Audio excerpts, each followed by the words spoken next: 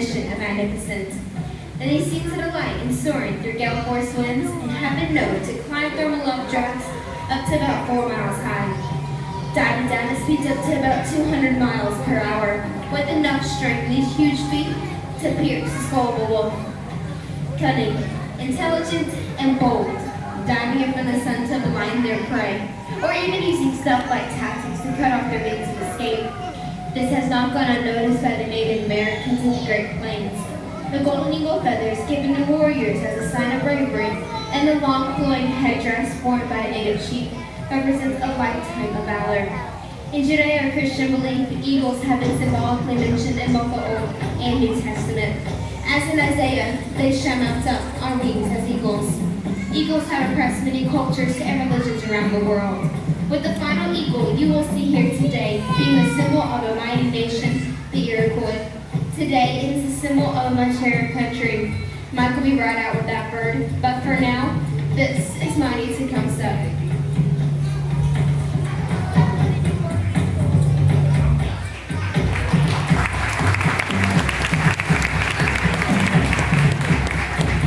Living symbol of what America stands for: freedom, courage, strength, spirit, and independence.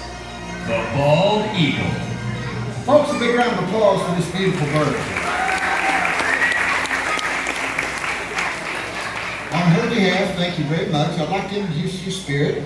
Spirit is a female bald eagle that was brought to us because she's got some eye problems and she's non-releasable. You know, the sad thing is there's still a lot of people shooting these birds out there. It's hard to believe that anyone can be so mean or cruel to shoot a bird like this. Federal laws prohibit the killing of any bird of prey, with extreme penalties for anyone killing an eagle.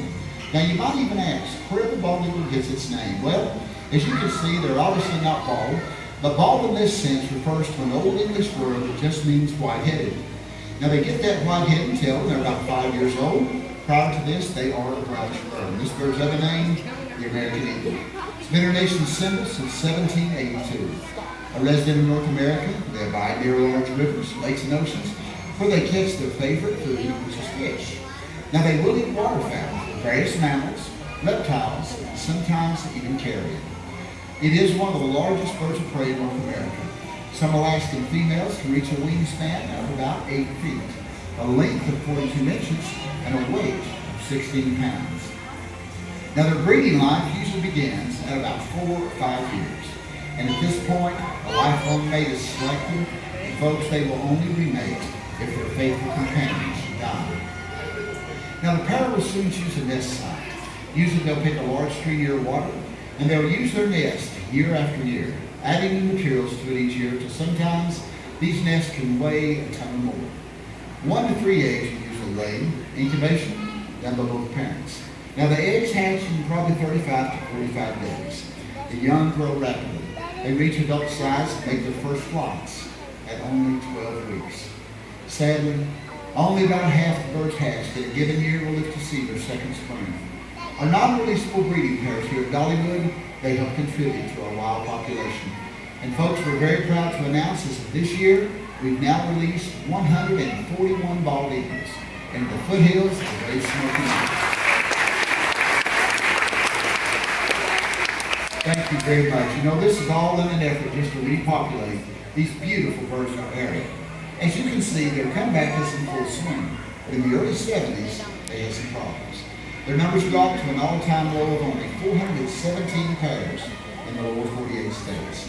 This year, because of your help, federal law protection, the Bald and Golden Eagle Act, their numbers have grown. And we now have over 14,000 pairs of bald eagles now in the lower 48 states, so they're coming back. Now, a lot of the resurgence is due to the banning of DDT back in 1972. Also, better habitat protection, captive breeding facilities like the ones at Dollywood. They're now nesting in many of their former haunts, and they have been taken off the endangered species list, but they are still protected. You know, even though it seems that they've turned a very critical corner, their comeback is not yet complete. We must all stay in the effort to secure a future for this magnificent bird. Dollywood and the American Eagle Foundation are proud to share with you our nation's living symbol.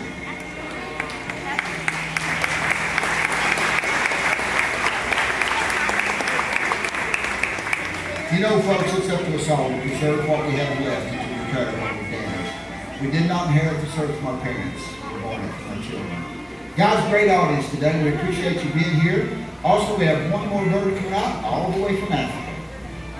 This is Spire Tuck, and he is an African-pied crow. Tuck, well, he has the most important job here at the Beings of America show.